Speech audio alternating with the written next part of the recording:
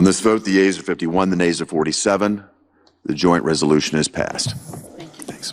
Oops, they did it again. Republican senators joining with Democrats to cancel Donald Trump's tariffs. This time, all of Donald Trump's tariffs were canceled by the United States Senate through a resolution that included a number of MAGA Republican Congress members who joined with the Democrats. The vote that you just saw at the top of this video was a Senate Resolution 88 to terminate the national emergency that was unlawfully declared by Donald Trump on what Trump referred to as Liberation Day. You'll recall that 2 days ago, the United States Senate voted to cancel the tariffs on Canada.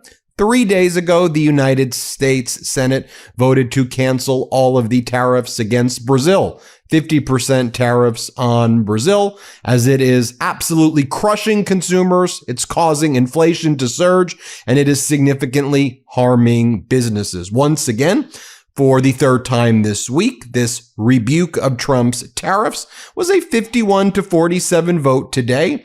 The votes from the MAGA Republicans who joined with Democrats include Mitch McConnell, Susan Collins, Lisa Murkowski, and Rand Paul.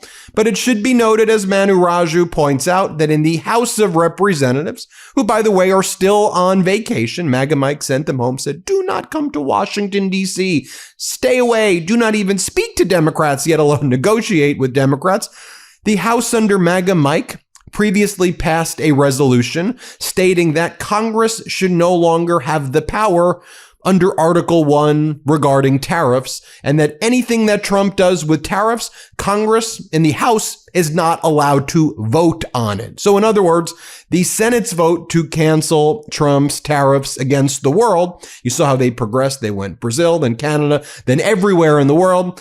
That's not ultimately going to become a law because the House of Representatives has said that they're not going to do their job under MAGA Mike Johnson. Still, Democratic Senator Amy Klobuchar said the following: the Senate is standing up for the Constitution and taking on Trump's chaotic tariffs.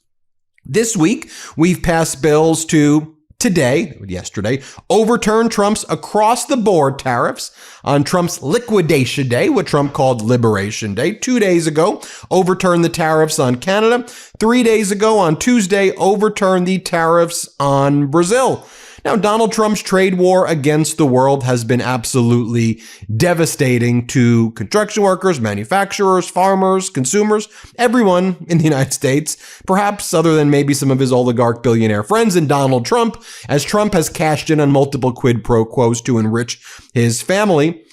So, as Meredith Lee Hill reports, the Trump administration is still planning to roll out up to a $12 billion tariff bailout for farmers after the shutdown ends, per sources.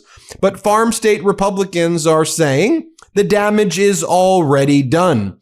Farm state Republicans argue as much as $50 billion in tariff aid is still needed for this year. Why would it be needed? Donald Trump said the tariffs have made everybody rich. Why would you need $50 billion, Republican farm states? Isn't this what you voted for? Did you F around and find out? By the way, why would Trump give you $50 billion? That money's already been given to Argentina. His MAGA puppet, Javier Milei's got that American taxpayer money. This, as Americans will likely go starving this weekend, as Supplemental Nutrition Assistance Program benefits are set to expire tomorrow on November 1st. Meanwhile, the MAGA Republicans in the Senate, you saw basically it was that group. It was those four. Paul, Murkowski, Collins, and McConnell joined with the Democrats. But then all the other MAGA Republicans were pissed because they're just doing whatever the hell Donald Trump wants them to do. And guess what they did? Guess what the MAGA Republican Senate Majority Leader John Thune did right when that vote took place? The message was sent that Donald Trump should not have imposed these tariffs against the world. And then at Donald Trump's direction, guess what the Senate did? They adjourned. They went on vacation. The Democrats are like, we need to vote to extend supplemental nutrition assistance program. We can't have Americans starving to death. What are you doing? Just pass a standalone bill right now and let's just make sure Americans are fed, or tap into the SNAP contingency fund, which has $6 billion in it precisely for this purpose, which the first time in history, Donald Trump saying, nah, not even let them eat cake. Let the American people starve to death. Let me watch the American people suffer and die. That's what Donald Trump is saying. But the Senate adjourned. The Democrats said, let's work. Let's do something. And then you had MAGA Republican Majority Leader Thune is like, I'm going to do what MAGA Mike's doing, and we're going to go take a vacation. Except then Senator Thune found out that his flights were canceled back to his home because of the government shutdown, and he and a lot of Republicans are stranded in Washington, D.C. Anyway, quite the rude awakening. So let me just show you too what Thune did. So you have the timeline, right? You have Tuesday, Brazil, Senate votes to cancel. Wednesday, Canada tariffs, Senate votes to cancel. That group of 4 Senate Republicans join with Democrats. Thursday, all of Donald Trump's tariffs. And then Thune's like, let's just go home. Like, let's leave. Let's not even work on Friday. Let's not work the weekend. Let's get the hell out of here. And then he finds out that based on the government shutdown, the flights that are leaving the DC Reagan National Airport were basically either significantly delayed or not working. That's what you get in Trump's America. You get food bank lines, the longest ever, the biggest food bank lines in history, shut down airports, disastrous economy is what you get. So here's what Thune did. So Thune does this like performative, like yelling, like he thinks if he yells and plays for the camera, that's going to make him look tough. You think you're a tough guy. And he's like, I'm really angry at what the Democrats are doing. You're playing politics with people's lives, Democrats.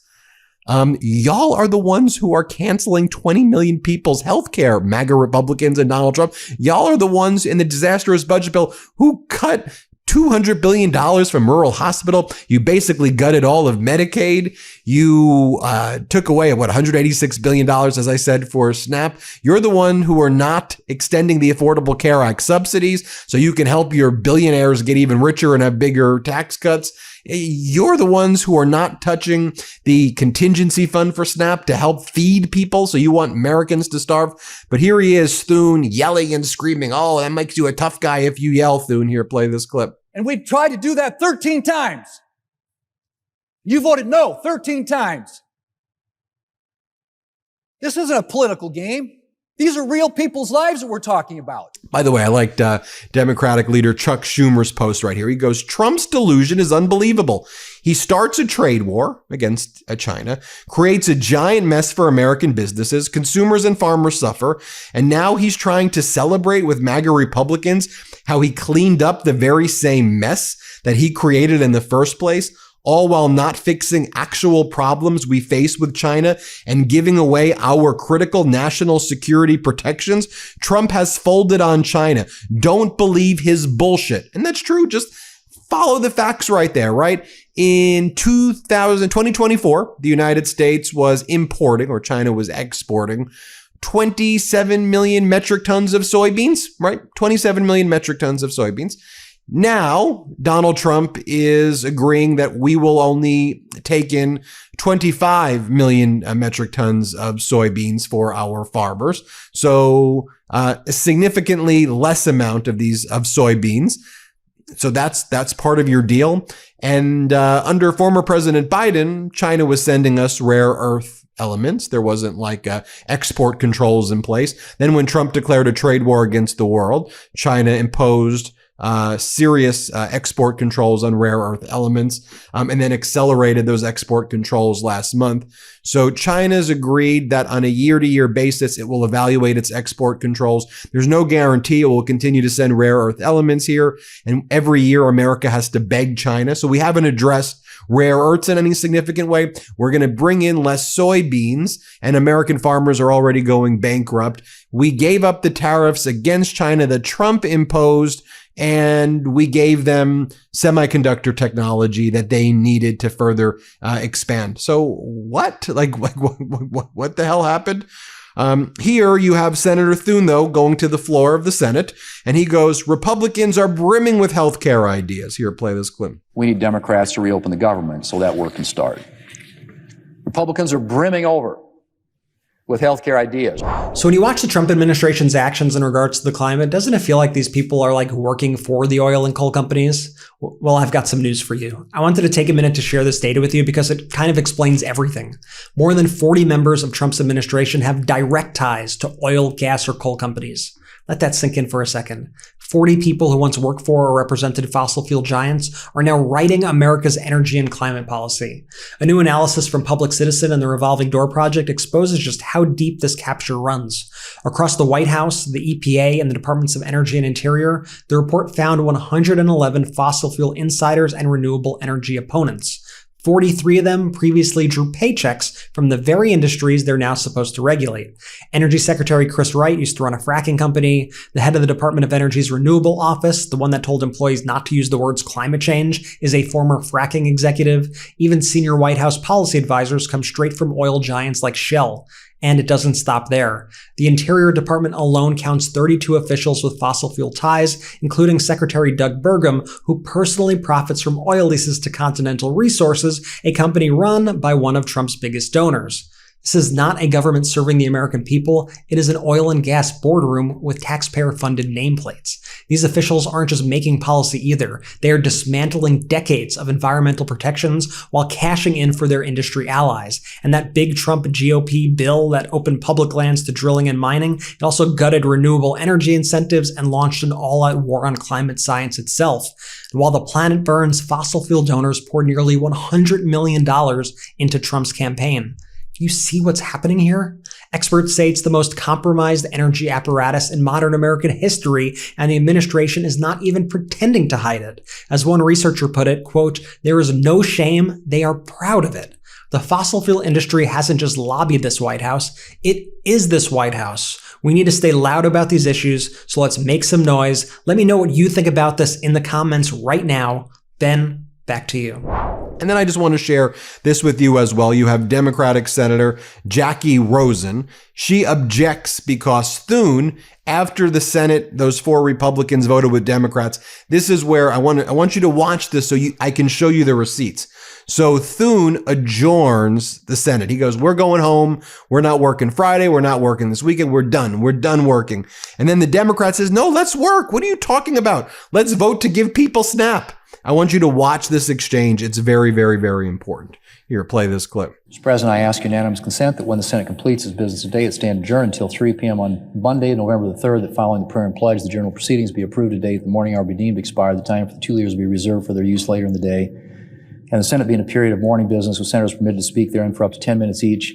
Finally, that the cloture motion with respect to the tongue nomination ripen at 5:30 p.m. Is there an objection? Senator from Nevada. Reserving the right to object. This is truly outrageous.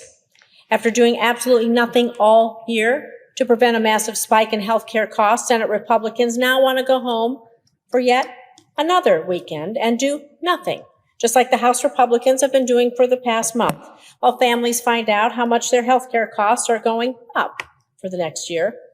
Senate Republicans are just acting as if it's business as usual. Well, I'm here to tell you why it's not business as usual. This Saturday, the day after tomorrow, is November 1st, the beginning of open enrollment for families who buy their health care through the Affordable Care Act marketplace. Many hardworking families rely on the ACA's enhanced premium tax credits just to be able to afford their health care policy. But unfortunately, they will expire this year and must be extended to keep health care costs from rising for everyone. It's not a handout, not welfare. It's tax cuts that help lower the cost of health care for families in all of our states. And without these, health care costs are going to go up for everyone, and many will be priced out of care. I implore my colleagues on the other side of the aisle to see reason, to understand that this is not a partisan issue. Americans, well, all of us, are one medical diagnosis away from catastrophe. Strokes, cancer, heart attacks, don't care if you're Democrat or Republican. It's why we need to make sure all of our constituents are able to afford a health care policy. It's not unreasonable. But if an appeal to humanity doesn't work, maybe an appeal to your political instincts will. 6 of the 10 states that have the most amount of people receiving the enhanced premium tax credits are states with 2 Republican senators, including Florida, which is at the top of the list, Texas, North Carolina, Tennessee, South Carolina, and Ohio. So this isn't just good policy. It's critical for your own constituents. Isn't that why we were all elected? Not to go have gold-plated dinners at the White House to celebrate not taking action on Americans' health care, protecting Americans' health care. We were elected to help families, to stand up for them and make sure that they could thrive and reach the American dream. And it's about damn time we remembered all of that. So no, we should not act like this is business as usual. We should work to find a path forward that protects health care access. And if that means we need to be here all weekend, so be it. And if you disagree, I want you to be on the record saying you want to go home for the weekend right as families are confronted with higher health care costs. And so everybody here knows me. I'm usually pretty mild-mannered. I'm willing to work with anyone. And I remain willing to work with my colleagues on both sides of the aisle to prevent health care costs from going up in the future. But I'm fed up. The dysfunction in this place is going to have real consequences when people lose their health care coverage. And I'm done. I'm just done. We need to figure this out, work in a bipartisan way, not next week, but right now. So therefore, while I do not object to the senator's motion on housekeeping matters for the Senate, I will not provide my consent to adjourning the Senate today without a vote so that members of this chamber can make clear whether or not they are willing to give up one weekend to roll up their sleeves and work together to prevent a massive spike in health care costs. Thank you. The further business to come before the Senate, I move to it. Without objection, so ordered. Mr. President, if there's no further business to come before the Senate, I move to adjourn under the previous order. Questions on the motion to adjourn? All those in favor say aye. Aye. All those opposed, no. No. Ayes appear to have it. Ayes do have it. Motion's agreed to. And here's what Democratic Senator Mark Kelly had to say after that. Play this clip. All right, I just left the floor of the United States Senate where Jackie Rosen objected to us adjourning for the weekend. This will be like the 4th weekend in a row with the government shut down and looming big increases in healthcare prices that my Republican colleagues sent everybody home for the weekend.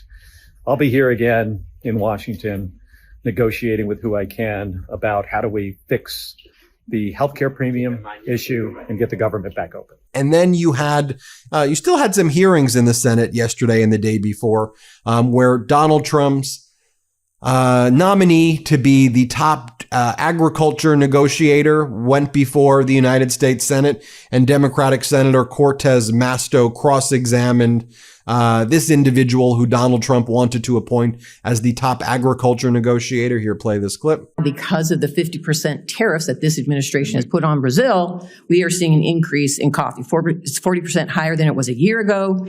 U.S. retail coffee prices surged by over 20% in August alone. It's not a smart way to keep consumer prices down. So let me ask you this. What is the point of this tax? Thank you for raising this issue, Senator Cortez Masto. And just to back up a bit, on September 5th, the executive order that was issued by the president lists a long list of products that are not produced in the United States, including coffee. Products like coffee, cocoa, spices. This list is incredibly valuable to the trading partners that we're negotiating with. The list, we call it the PTAP list, but this list for some partners represents 80% or more of their agricultural exports to the United States. So for those trading partners that offer us an ambitious deal and we're able to close that deal, we will be ready and willing to remove the reciprocal tariff on coffee and other products. Let me ask you this. I don't mean to cut you off, and we have so much time.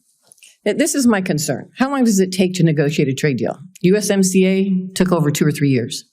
So we are talking about rising prices for consumers on products like coffee that typically did not have a tariff because we don't produce it here. I understand you want to use it as a negotiating leverage, but how many of these countries are you negotiating with right now, and what is the timeline?